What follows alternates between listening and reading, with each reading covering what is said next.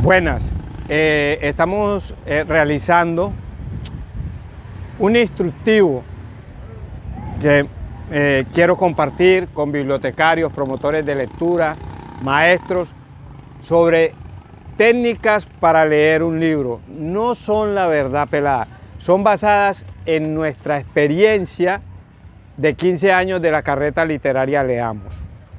Lo primero y lo fundamental es que para usted ser promotor de lectura tienes que tener tu propio hábito de lectura por placer. Leer, leer, leer, leer. Y leer significa que en el año tú vas a acumular una gran cantidad de libros de lectura por placer.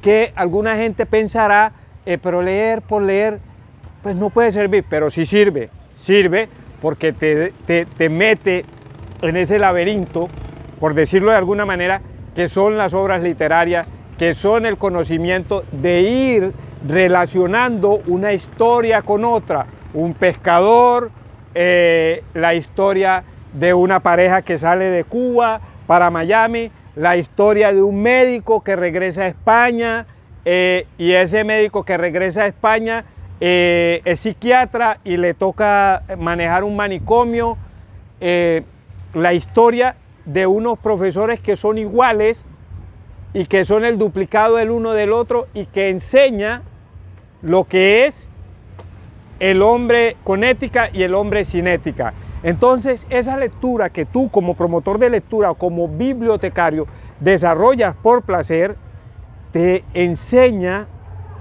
a que cuando vayas a leer los libros ya tienes, por decirlo de alguna manera, el cerebro formateado, ya lo tienes relacionado con la lectura e inicias a leer, por ejemplo, cuentos cortos, cuentos largos, cuentos para primera infancia, para básica primaria, para secundaria, para juvenil, y esos mismos cuentos usted se los puede leer a un gran público de empresarios en una charla sobre cómo fusionar un grupo, cómo tratar un grupo, cómo por medio de la lectura usted puede ser el base de un grupo sin necesidad de llegar a los atropellos verbales. Eso es lo primero que quiero decir. Tienes que tener, es un deber y una obligación de bibliotecario o de promotor de lectura tener su propio hábito de lectura e ir formando su biblioteca personal de promoción de lectura, porque eso te va a dar los suficientes elementos de juicio para poder entablar una conversación, para poder hacer un análisis de cualquier cosa que necesites. Eso en primer lugar. Bueno, como lo vengo diciendo en el segmento anterior, para ser un buen promotor de lectura o un buen bibliotecario, tienes que tener tu propio hábito de lectura. Eso es importante, tienes que ser lector para poder generar esos proyectos que le sirvan a la comunidad y que le sirvan al entorno, bien sea del promotor de lectura o de la biblioteca pública municipal, comunitaria o privada, que sea al servicio de la comunidad. Y una de las reglas fundamentales es que el promotor o la promotora, el bibliotecario o la bibliotecaria, tienen que tener esas herramientas, esos libros que siempre están hablando sobre la historia del libro, sobre la promoción de la lectura, sobre crear proyectos de promoción de lectura. Y, por ejemplo, en mi caso, Irene Vallejo creó un libro sobre la promoción de la lectura que se llama Manifiesto por la Lectura. Es muy importante tenerlo, que lo lea el bibliotecario o el promotor de lectura. Historia de la lectura en el mundo occidente. También es otro texto que habla sobre la historia de las bibliotecas, sobre las distintas formas de lectura que ha habido transcurriendo el tiempo, transcurriendo la humanidad. Con el tiempo, manual de lectura en voz alta de un profesor americano. Es importante porque te da pautas para que usted las vaya aprendiendo. Y del Instituto Cervantes, esta colección de 3 libros, Saber Leer, Saber Hablar y Saber escribir del Instituto Cervantes. Y este último de Irene Vallejo, que ha entrado con interrupción, El infinito en un junco, que cuenta la historia del libro, desde la época de los griegos, hace más de 25 siglos, hasta nuestros días. Y cómo este aparato no necesita, ha transcurrido en el tiempo, y no necesita wifi, no necesita banda ancha, no necesita conexión a internet, simplemente necesita unos ojos y unas manos que lo quieran leer y lo quieran apreciar. Dicho esto, es importante, reitero, nunca te voy a cansar de decirlo, el promotor de lectura o la promotora de lectura deben de tener personalmente su pila. Tienen que ir leyendo todos los días hay que leer y hay que ensayarse de lo que se le va a leer a los niños. Eso es muy importante, el ensayo antes de ir a leer, saber qué libro vas a leer y cuáles son esos escritores o escritoras de literatura infantil que uno compagina más con ellos, que uno tiene esa empatía de salida por la forma tan profesional como escriben, una Menena Cotín, una Irene Bastos, un Oliver Jeffrey, un Anthony Brown. Y aquí tengo, mira, aquí está la mayoría de la colección, de parte de la colección de libros infantiles de la Carreta Literaria Leamos, que lo pueden encontrar en el canal de YouTube de la Carreta Literaria Leamos. Aquí está Anthony Brown con varias de sus colecciones, Oliver Jeffrey, está Satoshi Kitamura.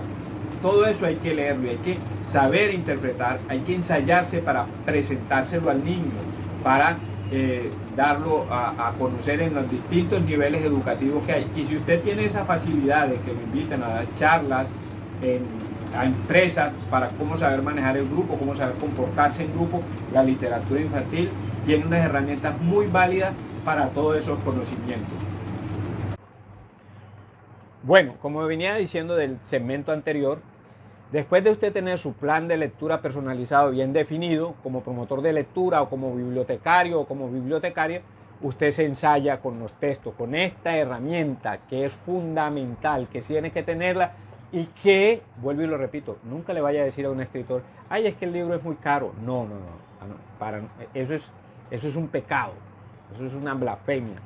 Si usted siente que el libro es caro, entonces estás en el lugar equivocado, como dice cierto comercial. Hay que adquirir los libros, así sea de segunda, pero que otra cosa, que los libros sean originales, sean legales, no libros piratas. En los proyectos de promoción de lectura ni en la biblioteca se pueden tener libros piratas. Dicho esto, este libro lo agarro así para mayor comodidad. Otras personas lo agarrarán así, otras lo agarrarán de aquí. Yo lo agarro así. Y entonces de esta forma yo puedo estar mirando la imagen, que en este caso es un sapo. Este libro es de Juan G. W., se llama Ribbit, como el sonido que hacen los sapos, Ribbit, pero yo le llamo el sapito Arlequín. Y entonces, a mí se me ocurre, mirándolo, que a él le suceden muchas cosas a este sapito. Se encuentra con muchos personajes en estas hojas, se encuentra hasta con una bruja, y por último se encuentra con un puercoespín, y por último vuela y se va a la luna. Entonces, cuando yo lo analicé, que lo estudié, que lo miré, que sentí la seguridad de crear con estas imágenes una historia con principio y fin, entonces me puse a pensar, el sapito Ribbit iba cierta mañana para la escuela y en el camino se encontró un peine que él pensaba que era un balón, y lo pateaba con la izquierda y lo pateaba con la derecha, y lo pateaba con la izquierda y lo pateaba con la derecha, y lo pateaba con la derecha, y lo pateaba con la izquierda y lo pateaba con la izquierda y lo pateaba con la derecha, y lo pateaba con la izquierda y lo pateaba con la derecha, y lo pateaba con la derecha, y lo pateaba. Estando en este juego, apareció la ballena gorda y vieja que tenía una trenza que hacía muchos años no podía desenredar, y cuando lo vio con ese peine le dijo, sapito Arlequín, mi niño, mi amigo, ¿por qué no me regalas ese peine para yo desenredarme esta trenza y verme como una dama elegante? Si me lo regalas, a cambio, yo te regalo este dijecito de oro que te queda bonito con esos ojos negros y esa piel roja. Y efectivamente, el sapito Arlequín, como es un niño obediente, que le hace caso a los mayores y le encanta ir a la escuela, le ha conseguido el deseo a la ballena gorda y vieja. Y así continúo, siempre resaltando que es un niño que le gusta ir a la escuela, que es respetuoso de los mayores, que además le encanta el estudio, y ahí voy narrando toda la historia. A estos libros hay que darles una narración coherente, de principio a fin. Y vuelvo y le repito, yo cojo el libro así, otra vez. Usted siempre lee aquí y le presenta el libro a los niños ahí. Esa es una de las técnicas que voy a enseñar desde la experiencia de la carreta literaria Leamos, que no es la verdad pelada. En los próximos videos, en el próximo mes, vamos a hablar sobre cuentos cortos para niños de primera infancia. Nosotros leemos para niños de 0 a 99 años. Entonces hay una cierta facilidad y ante todo, hay que leer. Hay que leer. Leer es la regla número 1, porque cuando uno lee, en lo personal, puede interpretar este tipo de imágenes, este tipo de libros, que son para el disfrute no solo del niño, sino de la familia. Son para el disfrute de cualquier lector, no importa la edad. No importa la edad. Bueno, así terminamos esta pequeña introducción de lo que va a ser en los próximos meses nuestras clases de formación de promotores de lectura. Repito, como digo al principio del video, no son la verdad pelada, pero van basadas en 15 años de experiencia de la Corporación Cultural La Carreta Literaria Leamos.